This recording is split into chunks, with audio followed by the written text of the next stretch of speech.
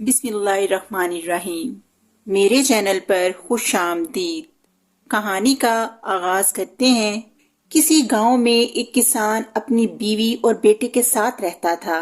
بیٹے کا نام انور تھا۔ اس کے باپ نے اسے بچپن ہی سے ایک مدرسے میں پڑھنے کے لیے بٹھا دیا تھا۔ وہ ذہین تھا، اس لیے استاد جو بھی سبق دیتے تھے اس کو دوسرے بچوں کی نسبت جلدی یاد کر لیا کرتا تھا۔ اس کو پڑھانے والے استاد بہت شفیق تھے اور بچوں کو بہت پیار سے پڑھاتے تھے۔ ان کو دیکھ کر انور نے دل میں تہیہ کر لیا تھا کہ وہ بھی بڑا ہو کر انہی جیسا ایک استاد بنے گا اور انہی کی طرح پیار، محبت اور نرمی سے بچوں کو تعلیم دیا کرے گا۔ یہی وجہ تھی کہ وہ بہت دل لگا کر پڑھتا تھا تاکہ ایک روز وہ بھی اس قابل ہو جائے کہ دوسرے بچوں کو تعلیم دے سکے۔ وہ 15-16 سال کا ہوا تو اس نے مدرسے سے اپنی تعلیم مکمل کر لی۔ اس کا باپ اسے کھیتوں پر اپنے ساتھ کام کے لیے نہیں لے کر جاتا تھا۔ اس کی نظروں میں وہ ابھی تک بچہ ہی تھا اور وہ سوچتا تھا کہ یہ انور کے کھیلنے کودنے کے دن ہیں۔ اس کے باپ کا یہ بھی خیال تھا کہ جب اس کی شادی ہو جائے گی تو وہ خود گھر کی ذمہ داریوں کو سمجھنے لگے گا اور بیوی بچوں کا خرچ اٹھانے کے لیے کوئی نہ کوئی کام شروع کر دے گا۔ 2-3 سال بعد اس کے ماں باپ نے اس کی شادی ایک بہت اچھی اور خوبصورت لڑکی سے کر دی۔ اس کی بیوی کا نام سونا تھا اور وہ بہت سمجھدار تھی۔ شادی کے بعد کچھ دنوں تک تو میاں بیوی نے رشتہ داروں کی دی ہوئی خوب دعوتیں اڑائیں۔ جب شادی کو چند ہفتے گزر گئے تو سونا نے انور سے کہا، انور، اب کل سے تمہیں بھی کام پر جانا ہے۔ یہ اچھا معلوم نہیں ہوتا کہ تمہارے ابا اتنی عمر میں کام کریں اور ہم سب مل کر کھائیں۔ شادی سے پہلے کی بات اور تھی، اب لوگ سنیں گے تو باتیں بنائیں گے کہ انور اتنا بڑا ہو گیا ہے مگر کماتا نہیں ہے۔ بوڑھے باپ کو گھر کا بوجھ اٹھانا پڑتا ہے۔ اس کی بات انور کی سمجھ میں آ گئی اور اس نے کہا، ٹھیک ہے پیاری سونا، میں کل سے کام کی تلاش میں چلا جاؤں گا۔ مجھے اپنی غلطی کا احساس ہو گیا ہے۔ مجھے پہلے ہی سے کوئی کام کر کے اپنے ابا کا ہاتھ پٹانا چاہیے تھا، مگر میں کام کیا کروں گا؟ کھیتوں پر کام کرنا تو مجھے بالکل بھی پسند نہیں۔ میں تو چاہتا ہوں کہ میرا ایک مدرسہ ہو اور میں بچوں کو اچھی اچھی باتوں کی تعلیم دوں۔ تعلیم حاصل کرنے ہی سے ایک انسان اچھا انسان بنتا ہے۔ سونا نے کہا، تم فکر مت کرو، شہر میں میرے ماموں رہتے ہیں، وہ بادشاہ سلامت کے محل میں مالی ہیں۔ تم ان سے ملنا، ہو سکتا ہے وہ بادشاہ سلامت سے کہہ کر تمہیں کسی مدرسے میں لگوا دیں۔ اگلے روز سونا نے اسے صبح سویرے بستر سے اٹھا کر بٹھا دیا اور خود جلدی جلدی سب کے لیے ناشتہ تیار کرنے لگی۔ اس کے بعد اس نے انور کے لیے سفر پر ساتھ لے جانے کے لیے کھانا بنایا۔ انور کی ماں اور اس کے باپ کو جب پتا چلا کہ آج وہ سونا کے ماموں کے پاس کام کے سلسلے میں جا رہا ہے تو وہ دونوں بہت خوش ہوئے۔ سونا کے پاس کچھ رقم موجود تھی جو اسے شادی کے موقع پہ ملی تھی۔ وہ اس نے انور کے حوالے کی تاکہ وقت پڑنے پر وہ اسے خرچ کر سکے اور کسی کے آگے ہاتھ پھیلانے کی نوبت نہ آئے۔ سب تیاریاں مکمل ہو گئیں تو انور سفر پر روانہ ہو گیا۔ شہر کے راستے میں ایک جنگل پڑتا تھا۔ ابھی وہ جنگل سے کچھ فاصلے پر تھا کہ اس نے ایک جھونپڑی دیکھی جس کے باہر ایک بوڑھی عورت اور اس کا شوہر بیٹھے باتیں کر رہے تھے۔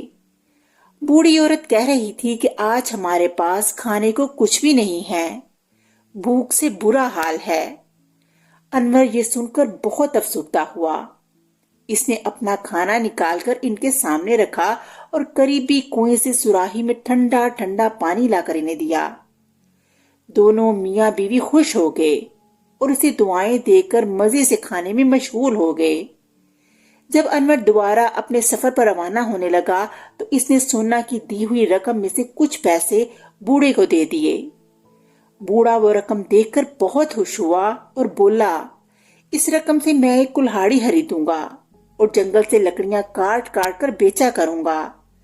اس طرح جو پیسے ملیں گے وہ میری بیوی اور میرے گزارے کے لیے کافی ہوں گے۔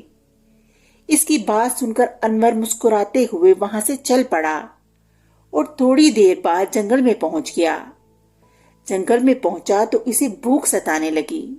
کھانا تو وہ اس بوڑھی عورت اور اس کے شوہر کو دے چکا تھا، اب اس کے پاس کھانے کو کچھ بھی نہیں تھا۔ اس نے سوچا کہ اتنا بڑا جنگل ہے، کسی درخت سے پھل توڑ کر کھا لے گا۔ اس کی نظر ایک بڑے سے درخت پر پڑی جس پر سیب کی طرح کے پھل لگے ہوئے تھے۔ انہیں دیکھ کر وہ بہت خوش ہوا۔ وہ پھل کافی اونچائی پر تھے اور انور انہیں زمین پر کھڑے کھڑے نہیں توڑ سکتا تھا، اس لیے اس نے درخت پر چڑھنے کا ارادہ کیا۔ وہ درخت پر چڑھا تو اسے اوپر کی ایک شاخ پر چڑیا سے تھوڑا بڑا کئی رنگوں والا ایک پرندہ دکھائی دیا۔ وہ چاروں طرف سے بے خبر ایک پھل پر چونچ مار مار کر اسے کھا رہا تھا۔ انور کو وہ پرندہ بہت اچھا لگا۔ اس نے سوچا کہ وہ اس خوبصورت پرندے کو گھر لے جا کر سونا کو دے دے گا، وہ اسے دیکھ کر بہت خوش ہوگی۔ یہ سوچ کر وہ بغیر کوئی آواز نکالے اس کے نزدیک آیا اور پھر چپٹ کر اسے اپنی گرفت میں لے لیا۔ اس اچانک آفت سے پرندہ گھبرا گیا اور زور زور سے اپنی سریلی آواز میں چلانے لگا۔ پھر اس نے سہمی ہوئی نظروں سے انور کو دیکھتے ہوئے کہا، اگر تم مجھے چھوڑنے کا وعدہ کرو تو میں تمہیں طلسمی جھیل کا راز بتاؤں گا، ممکن ہے وہ تمہارے کسی کام آ جائے۔ اسے انسانوں کی طرح باتیں کرتا دیکھ کر انور حیران رہ گیا۔ وہ سنبھل کر ایک موٹی سی شاخ پر بیٹھتے ہوئے بولا، ٹھیک ہے، تم مجھے طلسمی جھیل کا راز بتاؤ، میں تمہیں چھوڑ دوں گا۔ پرندے نے کہا، تم اس جنگل میں کسی بھی جگہ کھڑے ہو کر پورے 100 قدم گن کر سامنے کی جانب چلو، 100 قدم پورے ہو جائیں تو رک جاؤ اور پھر پورے 100 قدم گن کر دوبارہ پیچھے کی جانب آؤ۔ اگر قدموں کی گنتی بالکل ٹھیک ہوئی تو تمہارے سامنے ایک جھیل نمودار ہو جائے گی۔ یہی طلسمی جھیل ہے۔ اگر اس جھیل کا پانی کسی ایسے شخص پر ڈال دیا جائے جو جادو جانتا ہو تو اس عمل سے وہ اپنا سارا جادو ہمیشہ کے لیے بھول جائے گا اور پھر کبھی بھی کسی پر جادو نہیں کر سکے گا۔ اس کے علاوہ اس نے جس پر بھی جادو کیا ہوگا ان لوگوں پر بھی جادو ختم ہو جائے گا۔ یہ ہے طلسمی جھیل کا راز۔ انور کو یہ بات بہت عجیب سی لگی۔ اس نے پرندے کو چھوڑ دیا۔ اس کے بعد اس نے کچھ پھل کھا کر اپنی بھوک مٹائی۔ پھر درخت سے نیچے اتر کر وہ ایک جگہ کھڑا ہو گیا اور وہاں سے وہ 100 قدم آگے کی طرف گیا۔ پھر جب وہ 100 قدم پورے ہو گئے تو وہ گن گن کر 100 قدم پیچھے کی جانب آیا۔ جب یہ گنتی پوری ہوگی تو اچانک اس کے سامنے ایک ہلکے سے دھماکے کے ساتھ ایک جھیل نمودار ہوئی جس میں سبزی مائل پانی جمع ہوا تھا اور اس میں جگہ جگہ کنول کے پھول نظر آ رہے تھے۔ انور نے جلدی سے اپنی چاگل میں اس جھیل کا پانی بھرا اور جیسے ہی واپسی کے لیے مڑا تو اس کے کانوں میں پھر ہلکے سے دھماکے کی آواز آئی۔ اس نے گھوم کر دیکھا تو وہ طلسمی جھیل نظروں سے غائب ہو چکی تھی اور اب وہاں پر بڑی بڑی جھاڑیاں نظر آ رہی تھیں جن میں خرگوش کے چند بچے چھپے ہوئے تھے اور اپنی چھوٹی چھوٹی لال آنکھوں سے انور کو دیکھ رہے تھے۔ اس کے بعد انور دوبارہ اپنے سفر پر روانہ ہو گیا۔ شام ہوتے ہوتے وہ شہر پہنچ گیا۔ اسے سونا کے ماموں کا گھر ڈھونڈنے میں کوئی دقت نہ ہوئی۔ وہ چونکہ بادشاہ کے محل میں کام کرتا تھا اس لیے بہت سے لوگ اسے جانتے تھے جنہوں نے انور کو اس کے گھر پہنچا دیا۔ وہ اسے دیکھ کر بہت خوش ہوا اور اس کی خوب خاطر مدارت کی۔ انور نے جب اس کو بتایا کہ وہ کام کے سلسلے میں شہر آیا ہے تو اس نے انور سے کہا کہ وہ کوشش کرے گا کہ اس کی نوکری محل میں ہی لگ جائے، مگر اس میں کچھ وقت لگے گا کیونکہ بادشاہ سلامت ایک مسئلے کی وجہ سے بہت پریشان ہیں۔ انور کے پوچھنے پر اس نے بتایا 2-3 روز پہلے ایک نہایت بدصورت جادوگر بادشاہ سلامت کے پاس آیا تھا۔ اس نے بادشاہ سلامت سے کہا تھا کہ وہ شہزادی کی شادی اس کے ساتھ کر دے۔ اس کی بات سن کر بادشاہ کو بہت غصہ آیا اور اس نے سپاہیوں کو حکم دیا کہ اس کو گرفتار کر لے، مگر وہ جادوگر بہت مکار تھا۔ اس سے پہلے کہ سپاہی اسے پکڑتے، وہ چھلانگ لگا کر چھت سے لٹ کے فنوس پر چڑھ گیا اور جانے کیا پڑھ کر شہزادی پر پھونکا کہ 17-18 سال کی شہزادی کا قد 2-3 سال کے بچے جتنا ہو گیا۔ جادوگر یہ کہتے ہوئے چلا گیا کہ اگر بادشاہ نے اس کی شادی اپنی بیٹی کے ساتھ نہ کی تو شہزادی ہمیشہ اتنے ہی قد میں رہے گی۔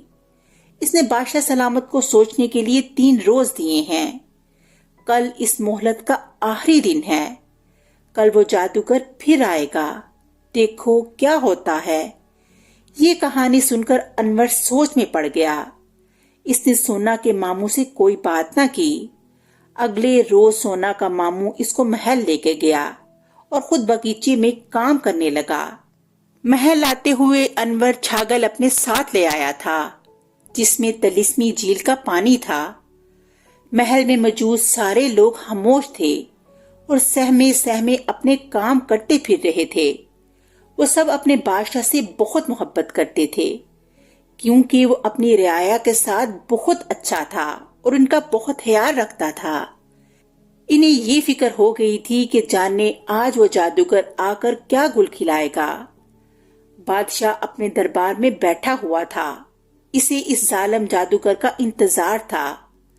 بادشاہ نے سوچ لیا تھا کہ وہ اسے بہت سی دولت دے کر اس بات پر راضی کرنے کی کوشش کرے گا کہ وہ شہزادی پر سے جادو کا اثر ختم کر دے اور اسے شادی کا خیال دل سے نکال دے۔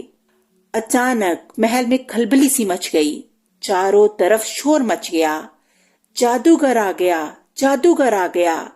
یہ آوازیں سن کر انور بھی دربار کی جانب لپکا۔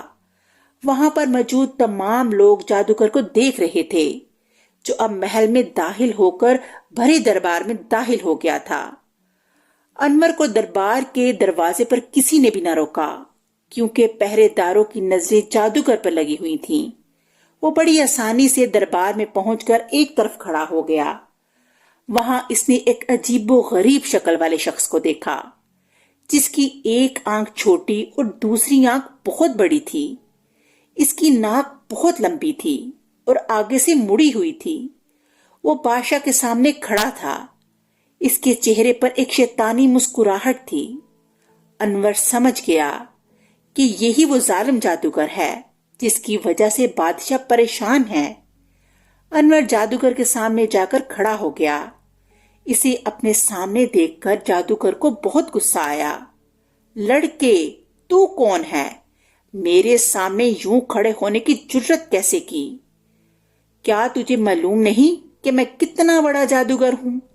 میرا نام انور ہے، تم بھی مجھے نہیں جانتے، ورنہ اس انداز میں مجھ سے بات نہ کرتے۔ تمہاری بلائی اسی میں ہے کہ شہزادی صاحبہ پر سے جادو کا اثر ختم کر دو اور اپنی منحوس شکل لے کر یہاں سے دفع ہو جاؤ اور دوبارہ کبھی اس دربار کا رخ نہ کرنا۔ بادشاہ اور تمام درباری بھی حیرت سے انور کو دیکھ رہے تھے۔ شہزادی جو جادو کی وجہ سے بالکل ننھی منی ہو گئی تھی، اس کو انور کی بہادری بہت اچھی لگی اور وہ اس بات سے اتنی خوش ہوئی کہ زور زور سے تالیاں بجانے لگی۔ جادوگر کو یہ دیکھ کر مزید غصہ آ گیا۔ اس نے شہزادی سے کہا، بونی شہزادی، تم سے تو میں بعد میں نپٹوں گا، پہلے اس لڑکے کو اس کی گستاخی کا مزہ چکھا دوں۔ وہ آنکھیں بند کر کے منہ ہی منہ میں کچھ بڑبڑانے لگا۔ اتنی دیر میں انور نے اپنی چھاگل میں سے تھوڑا سا پانی نکال کر جادوگر کے چہرے پر پھینک دیا۔ اس کے منہ پر پانی پڑا تو سب کے کانوں میں بادلوں کے گرجنے اور بجلی کے کڑکنے کی آواز آنے لگی اور اس کے ساتھ ہی جادوگر کے منہ سے کالے سیاہ رنگ کا دھواں نکلا اور ایک گولے کی شکل میں کچھ اوپر جمع ہو گیا۔ اس گولے میں عجیب عجیب خوفناک شکلیں نظر آ رہی تھیں۔ پھر اس دھوئیں کے گولے میں سے نہایت خوفناک چیخوں کی آوازیں آئیں اور کچھ دیر بعد وہ گولا بڑی تیزی سے ایک کھڑکی میں سے ہوتا ہوا باہر نکل گیا۔ جادوگر سخت گھبرا گیا تھا۔ وہ پھٹی پھٹی آنکھوں سے انور کو دیکھنے لگا۔ عین اسی وقت فضا میں جل ترنگ سے بجنے لگے۔ سب لوگوں نے چونک کر دیکھا۔ دربار کی چھت سے چھوٹے چھوٹے سنہری اور بے حد چمکدار ستارے گرنا شروع ہو گئے۔ ان ستاروں نے شہزادی کے گرد حصار بنایا اور اس کے چاروں طرف گھومنے لگے۔ پھر اگلے ہی لمحے شہزادی کا قد پہلے جیسا ہو گیا۔ جادو کا اثر ختم ہو گیا تھا۔ انور نے جادوگر سے کہا، بدبخت جادوگر، میں نے تم پر طلسمی جھیل کا پانی پھینک دیا ہے۔ اب تم زندگی بھر کسی پر جادو نہیں کر سکو گے۔ اس کی یہ بات سن کر جادوگر کا منہ خوف سے پیلا پڑ گیا۔ سارے دربار میں شور مچ گیا۔ بادشاہ خود حیرت کے مارے اپنے تخت سے اٹھ کھڑا ہوا۔ انور نے نہایت ادب سے کہا، بادشاہ سلامت، اپنے سپاہیوں کو حکم دیجئے کہ وہ اس نامراد جادوگر کو گرفتار کر لیں۔ اب یہ کسی کو نقصان نہیں پہنچا سکتا۔ بادشاہ کے حکم پر جادوگر کو سپاہیوں نے گرفتار کر لیا اور اسے لوہے کی بیڑیاں پہنا کر جیل میں ڈالنے کے لیے اپنے ساتھ لے گئے۔ شہزادی نے جب دیکھا کہ اس پر جادو کا اثر ختم ہو گیا ہے اور اس کا قد پھر پہلے جیسا ہو گیا تو وہ خوش ہو کر ملکہ کے گلے سے لگ گئی۔ سارا دربار مبارک مبارک اور مرحبا کے نعروں سے گونجنے لگا۔ بادشاہ نے آگے بڑھ کر انور کو اپنے گلے سے لگا لیا۔ ملکہ نے انور سے کہا، تمہاری وجہ سے ہمیں یہ خوشی دیکھنے کو ملی ہے۔ ہماری شہزادی پہلے جیسی ہو گئی ہے۔ نوجوان، تمہارا بہت بہت شکریہ۔ انور نے ملکہ کی بات سن کر سر جھکا کر تعظیم دی۔ بادشاہ کے پوچھنے پر انور نے اپنی پوری کہانی سنا دی۔ بادشاہ اس کا بہت احسان مند تھا۔ اس نے کہا، نوجوان، تم نے ہمیں ایک بہت بڑی مصیبت سے نجات دلائی۔ ہم زندگی بھر تمہارے احسان مند رہیں گے۔ انور نے دونوں ہاتھ باندھ کر کہا، جہاں پناہ، آپ ہمارے بادشاہ سلامت ہیں۔ آپ ہمارا بہت خیال رکھتے ہیں۔ ہمارا بھی یہ فرض ہے کہ وقت پڑنے پر ہم آپ کے کام آئیں اور آپ کی مدد کریں۔ اس کی بات سن کر بادشاہ بہت خوش ہوا۔ اس نے کہا، تم نے ایک بہت بڑا کام کیا ہے۔ ہم تمہیں انعام دینا چاہتے ہیں۔ مانگو، کیا مانگتے ہو؟ انور بولا، بادشاہ سلامت، میں تو اپنی بیوی سونا کے کہنے پر گاؤں سے چل کر شہر نوکری کرنے آیا ہوں۔ اگر مجھے کوئی نوکری مل جائے تو میں سمجھوں گا یہی میرا انعام ہے۔ میری نوکری لگ جائے گی تو سونا بہت خوش ہو جائے گی۔ وہ چاہتی ہے کہ میں کچھ کماؤں تاکہ میرا بوڑھا باپ آرام سے گھر پر بیٹھے۔ اس کی معصومانہ باتیں سن کر بادشاہ بہت ہنسا۔ ملکہ اور شہزادی بھی مسکرانے لگی۔ بادشاہ نے کہا، ٹھیک ہے، ہمیں تمہاری خواہش منظور ہے، مگر اب ہم تمہیں کہیں اور نہیں جانے دیں گے۔ کہو، تم کون سا کام کرنا پسند کرو گے؟ ہم تو چاہتے ہیں تم ہمارے وزیر خاص بن جاؤ۔ میں بچوں کو پڑھانا چاہتا ہوں۔ اگر مجھے یہ ذمہ داری دے دی جائے تو میں اسے اپنی خوش قسمتی سمجھوں گا۔ انور نے کہا، میرا دل چاہتا ہے کہ ہمارے ملک کا ایک ایک بچہ اور ایک ایک بچی تعلیم حاصل کرے اور ایک مفید شہری بنے، جس سے ہمارا ملک اور ترقی کرے اور لوگ خوشحال ہو جائیں۔ بادشاہ اس کی بات سن کر بہت خوش ہوا۔ اس نے کہا، تمہاری بات سے ہم بہت خوش ہوئے ہیں۔ تم اگر چاہتے ہو تو ہم سے باری انعام و اکرام لے کر اپنی زندگی آرام سے گزار سکتے تھے، مگر تمہارے دل میں ذرا بھی لالچ نہیں ہے۔ اس کے علاوہ تم نیک دل اور سمجھدار بھی ہو۔ یہی تو وہ باتیں ہیں جو تعلیم دینے والوں میں ہوتی ہیں۔ ہماری طرف سے تمہیں اجازت ہے کہ تم ہماری سلطنت کے بچوں کو تعلیم دو۔ اس سلسلے میں ہم تمہیں تمام سہولتیں مہیا کریں گے۔ چونکہ بادشاہ سلامت کا حکم تھا، اس لیے چند ہی دنوں میں ایک بہت بڑا مدرسہ بن کر تیار ہو گیا۔ اس مدرسے کا سارا انتظام انور کے ہاتھوں میں تھا۔ اس نے مدرسے میں بہت سارے دوسرے اتالیق بھی مقرر کر دیے تھے اور تھوڑے ہی عرصے میں دور دور سے بچے یہاں پڑھنے کے لیے آنے لگے، جنہیں انور اور دوسرے استاد نہایت پیار محبت سے تعلیم دیتے تھے۔ وہ نہ تو بچوں کو مارتے اور نہ ہی ان سے سخت لہجے میں بات کرتے۔ سارے بچے اس انداز سے بہت خوش تھے اور شوق سے پڑھتے تھے۔ بادشاہ نے یہاں پر تعلیم دینے والوں کی معقول تنخواہ بھی مقرر کر دی تھی، جو سرکاری خزانے سے دی جاتی تھی۔ بادشاہ نے اپنی طرف سے انور کو رہنے کے لیے ایک بہت بڑا سا گھر دیا تھا اور ایک شاہی بگی بھی تھی جس میں 4 گھوڑے جتے تھے۔ اس کے علاوہ اس نے 5000 اشرفیاں بھی اسے دی تھیں اور کہا تھا یہ اس کا انعام ہے۔ سونا کا ماموں بہت خوش تھا۔ انور کی وجہ سے بادشاہ سلامت کی نظروں میں اس کی بھی عزت بہت بڑھ گئی تھی۔ جب انور ان تمام کاموں سے فارغ ہو گیا تو ایک روز وہ اپنی بگی میں بیٹھ کر اپنے گھر آیا۔ وہ شہر سے اپنے ساتھ بہت سے کپڑے اور دوسرے تحفے تحائف بھی لایا تھا جو اس نے گاؤں کے تمام لوگوں میں تقسیم کیے۔ اس کے علاوہ اس نے ان لوگوں کو نقد رقم بھی دی۔ اس کے ماں باپ اور اس کی بیوی سونا سب بے حد خوش تھے۔ اگلے روز انور اپنے گھر والوں کو اپنے ساتھ لے کر شہر آ گیا اور پھر سب لوگ ہنسی خوشی زندگی گزارنے لگے۔ اس طرح کہانی کا اختتام ہو گیا۔ اگلی کہانی کے ساتھ پھر ملیں گے، تب تک کے لیے اللہ حافظ۔